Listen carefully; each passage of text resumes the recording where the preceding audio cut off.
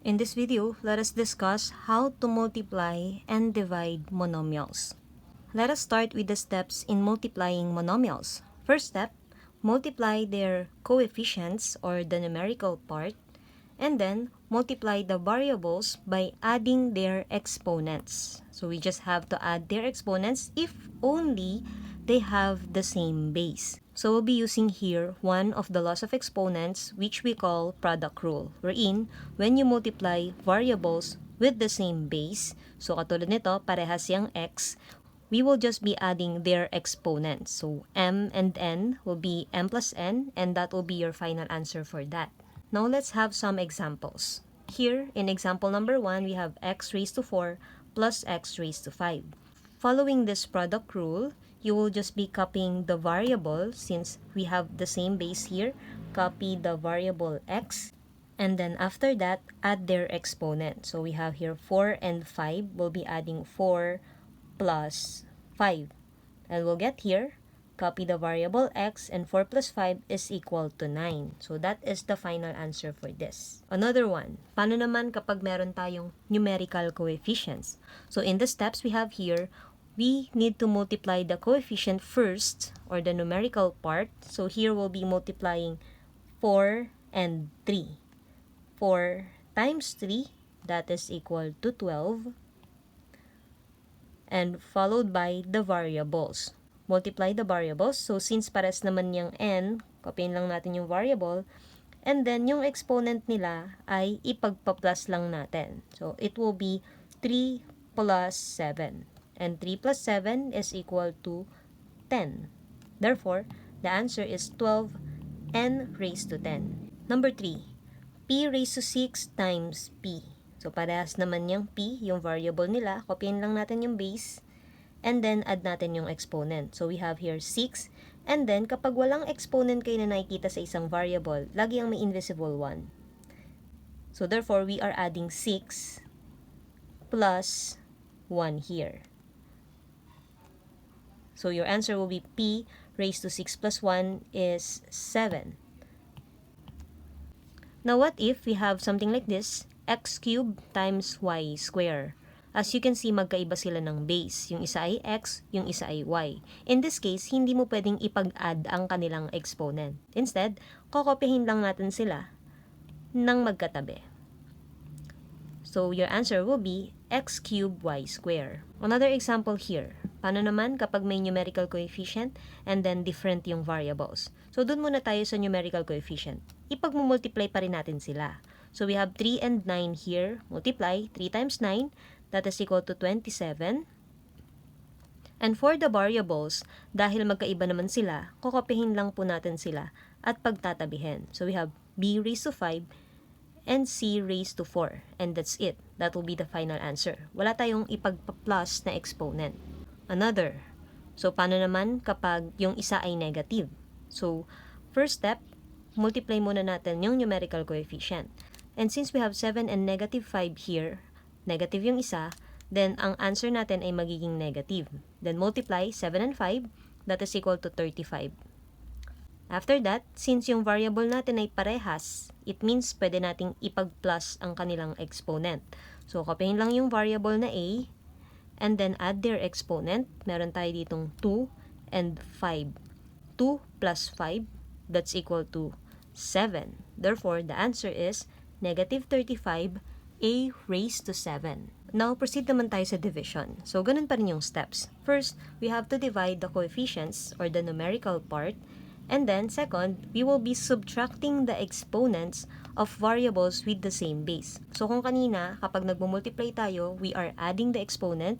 Here in division, we have to subtract them. So, we'll be subtracting the exponents of the variable with the same base. At dito, isa sa mga laws of exponents na gagamitin natin ay quotient rule, wherein kapag parehas yung base natin, kailangan lang nating isubtract yung kanilang exponent. So, mauuna yung nasa numerator, which is m, followed by the denominator, which is n. So, that will be n minus n.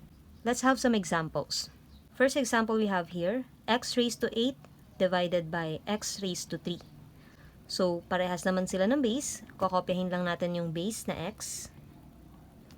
And then for their exponent, 8 and 3, ipagsusubtract natin yan. So 8 minus 3. And for your final answer, just copy the variable x, and 8 minus 3 is equal to 5. Therefore, your answer is x raised to 5. Another example, paano naman kapag may numerical coefficient, katulad nito? So dito, it's either i-simplify nyo or i-divide nyo yung numerical coefficient na meron tayo dito. And since 15 can be divided by 5, pwede na natin yung i-divide directly. 15 divided by 5, that is equal to 3. And then, yung variable natin, parehas naman sila. Copyin lang natin yung a.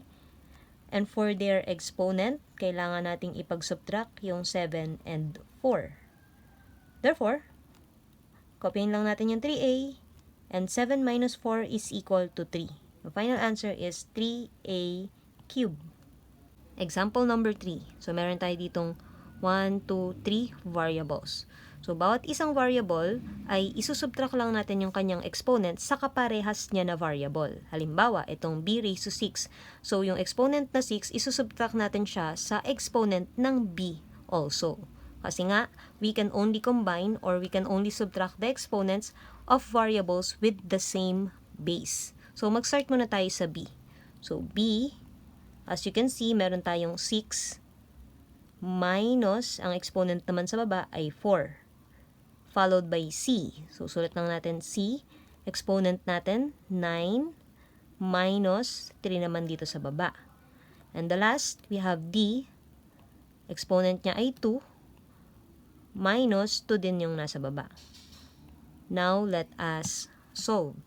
So, b, copyin lang natin. And then minus 6 minus 4, that is equal to 2.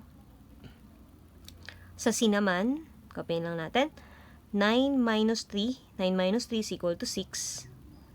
And for d, subtract lang natin, 2 minus 2. 2 minus 2 is equal to 0.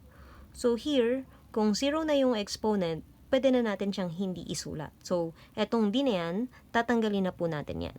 Ang magiging sagot na lang natin ay b square and c raised to 6. Try pa natin tong number 4. So, meron tayo ulit numerical coefficient. At yung isa ay negative. Negative 28 over 4. And as you can see, divisible naman yung 28 by 4. So, pwede natin yung i-divide directly. But since negative yung isa, ibig sabihin, negative ang magiging answer natin. So, negative 28 divided by 4, that is negative 7. For the variable, pagsamahin lang ang may parehas na base. So, itong m na to, yung dalawang m na yan, pagsusubtract natin ang kanilang exponent. 5 and 3. So, that will be 5 minus 3. While for variable n, since mag-isa lang yan, kokopyahin lang po natin yan. N raised to 9. Okay. Now, let us solve. For this variable m, subtract lang natin yung 5 and 3. Negative 7, copyin lang. And then m raised to 5 minus 3 is 2, followed by n raised to 9. So, your answer is negative 7m squared n raised to 9. Let's have more examples for division. So, halimbawa, paano naman kapag ganito? So, parehas naman sila ng base. Copyin lang natin yung x. And then, subtract natin yung kanilang exponent. I told you, mauuna yung nasa numerator. Kaya, ang una natin susulat ay 3, followed by the denominator, so minus 7. But this time, since mas malaki yung exponent ng nasa denominator, it means ang magiging answer natin dito ay negative. So, we'll have x here, and 3 minus 7, that is negative 4. And in this case, kapag negative ang exponent ng isang variable, para maging positive yan, kailangan natin kuhanin yung kanyang reciprocal. Or ginagamit natin yung rule para sa negative exponents. Wherein, kapag meron tayong negative na exponent, halimbawa x raised to negative n, this is the same with 1 over x raised to n. Kukunin lang natin yung reciprocal niya para maging positive yung exponent. So therefore, dito, yung x raised to negative 4, para maging positive yung negative 4, i-reciprocal lang natin, magiging 1 over x raised to positive 4. Or in short, parang ilalagay lang natin siya sa denominator. Try pa natin. Dito naman. So here we have negative 8 and 4 as our numerical coefficient. Since divisible naman yan, pwede nating i-divide directly. Negative 8 divided by 4. So negative 8 divided by 4, that is equal to negative 2. And for the variable, we have a 3 and 7. So that will be 3 minus 7. For b naman, we have 5 minus 2. Now, let us simplify. Negative 2, copyin lang natin. And para sa variable a, we have 3 minus 7. That will be negative 4. Para naman sa variable b, we have 5 minus 2. That will be 3. Now, in this answer, meron tayong isang variable na may negative exponent. So, in this case, since meron pa siyang ibang mga kasama, hindi tayo maglalagay ng 1 in the numerator. Instead, etong negative na to, ililipat lang natin siya sa denominator. So, yan lang yung maiiwan sa denominator. Therefore, etong negative 2 at saka yung b cube ay may iwan sa numerator, while yung variable na may negative exponent, ililipat natin sa denominator para maging positive. So, the answer will be negative 2b cubed over a raised to 4. Example number 3. Negative 12 divided by negative 3. So, 12 and 3, divisible naman sila. And since parehas silang negative, negative divided by negative, that will be positive. So, 12 divided by 3 will have positive 4. And for the variable x, so x is 6 minus 4. And then meron tayo ditong isang variable na wala siyang kapantay na variable sa numerator. In this case, yung variable na yan, kung saan siya nakapwesto, dun lang natin siya iiwan. Since itong y ay nasa denominator at wala naman tayong masasolve sa kanya, iiwan pa rin natin yan sa denominator. So, over y. Solve na natin. Kopyahin lang natin yung 4. And then, variable x, 6 minus 4, that's 2. And then, yung y na walang kapartner, naiwan lang din siya sa denominator. Kaya magkakaroon tayo ng over y. So, the answer is 4x squared over y. Another. Now here, 6 over 10. And itong 6 over 10, hindi naman divisible yung 6 by 10. In this case, we cannot just divide them. Instead, observe natin kung pwede pa siyang masimplify. So, 6 over 10 can still be simplified by dividing the numerator and the denominator by 2. So, simplify natin sila. 6 divided by 2, that is 3. And 10 divided by 2, that is 5. So, yung 6 over 10, magiging 3 over 5. Then, followed by the variable, e, we have 4 minus 6. And for f naman, we have 8 minus 5. Now, let us see. Simplify natin.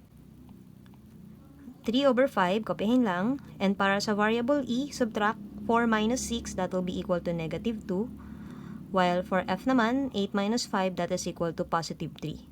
Now here, since meron tayo ulit isang variable na may negative at merong isang variable na may positive, yung positive may iwan siya sa numerator, while yung negative naman kailangan nating ilipat sa denominator. And since may fraction na tayo dito, dito na lang natin sila ilalagay. Kopyahin lang natin yung 3 at saka yung 5. And then, yung negative na variable, yung variable na may negative exponent, which is e, ililipat na natin siya sa baba at gagawin na nating positive, while yung f naman may iwan siya sa taas at kasama pa rin yung kanyang positive exponent. So, therefore, the answer here is 3f cubed over 5e squared. Now, try this. Try nyo kung masasagutan nyo po. Pero, ipapakita ko din sa inyo yung answer. So, let us start with number 1. In number 1, parehas na variable. It means, copyin lang yung variable and then add their exponent. So, 9 plus 4. 9 plus 4, that is equal to 13. So, final answer is just x raised to 13. Here, multiplication pa rin to, pagsamahin yung exponent ng pares na variable. So, yung b, copyin lang natin. Add their exponents, b and 8 and 3, that is equal to 11. And para naman sa c, we have 4, and kapag wala tayong nakikitang exponent, meron yung 1. It means we'll be adding 4 and 1. So, 4 plus 1, that is equal to 5. So, we have b 11 or b raised to 11 and c raised to 5. Next, number 3, merong numerical coefficient. So, yung numerical coefficient, kailangan muna natin yung ipag-multiply. 18 times 2. 18 times 2 is equal to 36. And for variable m, add lang natin yung kanilang exponent, 3 and 4. 3 plus 4, that is equal to 7. Next, multiplication ulit. So, we have here 3 terms. Pero dito lang muna tayo sa may numerical coefficient. 3, and negative 2. So when you multiply 3 times negative 2, since negative ang isa, negative ang magiging answer natin. 3 times 2 is 6. So kopyahin lang natin 6. While for the variable, since lahat naman sila ay a, kopyahin lang natin yung a, and then add lang natin sila sa isa't isa.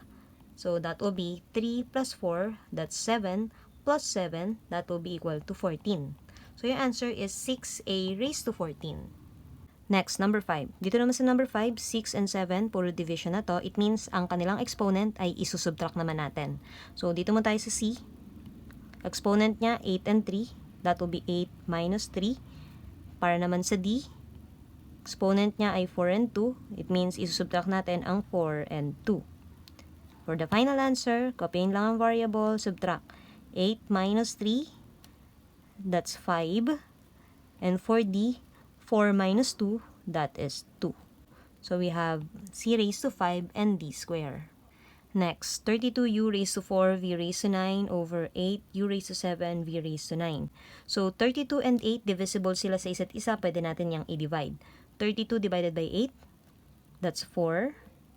And for u, we'll have u4 minus 7. So 4 minus 7. And for variable v, we'll have 9 and another 9, so that's 9 minus 9. And let's solve. 4, kopyahin lang. U, 4 minus 7, so yung 4 minus 7 natin ay magiging negative 3. While for v, 9 minus 9 is 0. Let us have the final answer. So for the final answer, since yung v ay raised to 0 na, pwede natin yung hindi isama. While yung u naman, dahil negative yung kanyang exponent, kailangan natin siyang ilagay sa denominator. Or kuhanin natin yung reciprocal niya. So yung 4, may iwan siya sa taas. While yung u raised to negative 3, lalagay natin siya sa denominator and the exponent will become positive. So we have 4 over u cubed. Next, so eto, meron tayong tatlong variables. Simulan natin sa a. A natin is 3 minus 5. Minus 5. Ang b naman natin, we have 6 minus 6. 6 minus 6. Ang c naman natin, we have 7 minus 3. So, a muna. A, 3 minus 5, that will be negative 2. Ang b naman natin, 6 minus 6, that's 0. Ang c naman natin ay 7 minus 3, that's 4. Okay. Now, let us simplify. Since ang b ay 0, tanggalin na natin yan. And then, negative exponent, kuhanin ng reciprocal or ilagay natin sa denominator, while yung positive exponent naman may iwan sa numerator. So, positive ito, kaya yung c raised to 4 sa numerator, while yung a naman may negative exponent, kaya sa baba natin siya ilalagay. Okay, so the answer is c raised to 4 over a square.